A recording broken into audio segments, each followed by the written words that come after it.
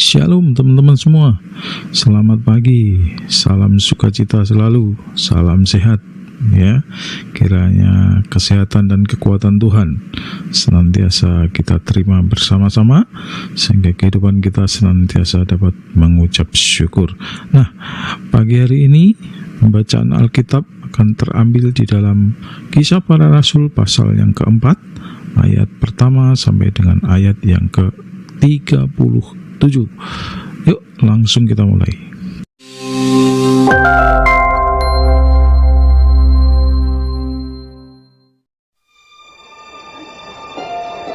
Ketika Petrus dan Yohanes sedang berbicara kepada orang banyak, mereka tiba-tiba didatangi imam-imam dan kepala pengawal bait Allah serta orang-orang Saduki. Orang-orang itu sangat marah karena mereka mengajar orang banyak dan memberitakan bahwa dalam Yesus ada kebangkitan dari antara orang mati. Mereka ditangkap dan diserahkan ke dalam tahanan sampai keesokan harinya karena hari telah malam. Tetapi di antara orang yang mendengar ajaran itu banyak yang menjadi percaya, sehingga jumlah mereka menjadi kira-kira 5.000 orang laki-laki. Pada keesokan harinya, pemimpin-pemimpin Yahudi serta tua-tua dan ahli-ahli Taurat mengadakan sidang di Yerusalem dengan imam besar Hanas dan Kayafas, Yohanes dan Alexander, dan semua orang lain yang termasuk keturunan imam besar. Lalu Petrus dan Yohanes dihadapkan kepada sidang itu dan mulai diperiksa dengan pertanyaan ini. Dengan kuasa manakah atau dalam nama siapakah kamu bertindak demikian itu? Maka jawab Petrus penuh dengan Roh Kudus. Hai pemimpin-pemimpin umat dan tua-tua, jika kami sekarang harus diperiksa karena suatu kebajikan kepada seorang sakit, dan harus menerangkan dengan kuasa manakah orang itu disembuhkan, maka ketahuilah oleh kamu sekalian dan oleh seluruh umat Israel bahwa dalam nama Yesus Kristus, orang Nazaret yang telah kamu salibkan, tetapi yang telah dibangkitkan Allah dari antara orang mati, bahwa oleh karena Yesus itulah orang ini berdiri dengan sehat sekarang di depan kamu. Yesus adalah batu yang dibuang oleh tukang-tukang bangunan, yaitu kamu sendiri. Namun ia telah menjadi batu penjuru. Dan keselamatan tidak ada di dalam siapapun juga selain di dalam Dia, sebab di bawah kolong langit ini tidak ada nama lain yang diberikan kepada manusia yang olehnya kita dapat diselamatkan. Ketika sidang itu melihat keberanian Petrus dan Yohanes dan mengetahui bahwa keduanya orang biasa yang tidak terpelajar, heranlah mereka. Dan mereka mengenal keduanya sebagai pengikut Yesus. Tetapi karena mereka melihat orang yang disembuhkan itu berdiri di samping kedua rasul itu, mereka tidak dapat mengatakan apa-apa untuk membantahnya. Dan setelah mereka menyuruh rasul-rasul itu meninggalkan ruang sidang, berundinglah mereka dan berkata, tindakan apakah yang harus kita ambil terhadap orang-orang ini? Sebab telah nyata kepada semua penduduk Yerusalem bahwa mereka telah mengadakan suatu mukjizat yang menyolok dan kita tidak dapat menyangkalnya.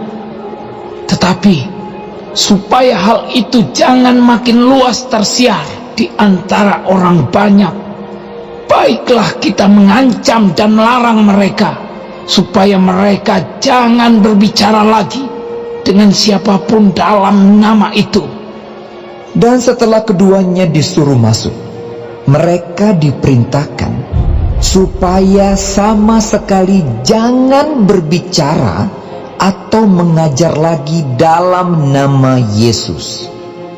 Tetapi Petrus dan Yohanes menjawab mereka, Silakan kamu putuskan sendiri manakah yang benar di hadapan Allah. taat kepada kamu atau taat kepada Allah.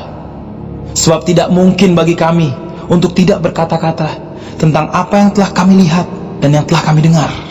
Mereka semakin keras mengancam rasul-rasul itu, tetapi akhirnya melepaskan mereka juga, sebab sidang tidak melihat jalan untuk menghukum mereka karena takut akan orang banyak yang memuliakan nama Allah berhubung dengan apa yang telah terjadi. Sebab orang yang disembuhkan oleh mujizat itu sudah lebih dari 40 tahun umurnya. Sesudah dilepaskan, pergilah Petrus dan Yohanes kepada teman-teman mereka. Lalu mereka menceritakan segala sesuatu yang dikatakan imam-imam kepala dan tua-tua kepada mereka. Ketika teman-teman mereka mendengar hal itu, berserulah mereka bersama-sama kepada Allah. Katanya, Ya Tuhan, Engkaulah yang menjadikan langit dan bumi, laut dan segala isinya, dan oleh Roh Kudus dengan perantaran hamba-Mu Daud Bapa kami, Engkau telah berfirman, mengapa rusuh bangsa-bangsa, mengapa suku-suku bangsa mereka-reka perkara yang sia-sia.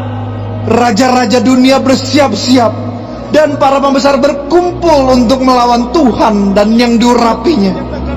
Sebab sesungguhnya telah berkumpul di dalam kota ini Herodes dan Pontius Pilatus beserta bangsa-bangsa dan suku-suku bangsa Israel melawan Yesus, hamba-Mu yang kudus, yang Engkau urapi, untuk melaksanakan segala sesuatu yang telah Engkau tentukan dari semula oleh kuasa dan kehendak-Mu. Dan sekarang ya Tuhan, lihatlah bagaimana mereka mengancam kami, dan berikanlah kepada hamba-hamba-Mu keberanian untuk memberitakan firman-Mu. Ulurkanlah tangan-Mu untuk menyembuhkan orang, dan adakanlah tanda-tanda dan mujizat-mujizat oleh nama Yesus, hamba-Mu yang kudus. dan ketika mereka sedang berdoa, goyanglah tempat mereka berkumpul itu, dan mereka semua penuh dengan Roh Kudus. Lalu mereka memberitakan firman Allah dengan berani.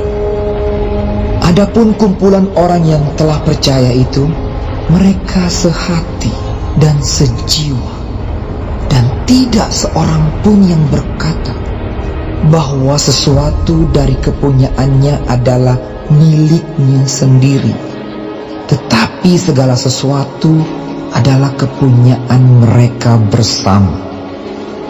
Dan dengan kuasa yang besar, rasul-rasul memberi kesaksian tentang kebangkitan Tuhan Yesus, dan mereka semua hidup dalam kasih karunia yang melimpah-limpah. Sebab tidak ada seorang pun yang berkekurangan di antara mereka, karena semua orang yang mempunyai tanah atau rumah menjual kepunyaannya itu, dan hasil penjualan itu mereka bawa dan mereka letakkan di depan kaki rasul-rasul, lalu dibagi-bagikan kepada setiap orang sesuai dengan keperluannya. Demikian pula dengan Yusuf, yang oleh rasul-rasul disebut Barnabas, artinya anak penghiburan, seorang Lewi dari Siprus. Ia menjual ladang miliknya, lalu membawa uangnya itu dan meletakkannya di depan kaki rasul-rasul.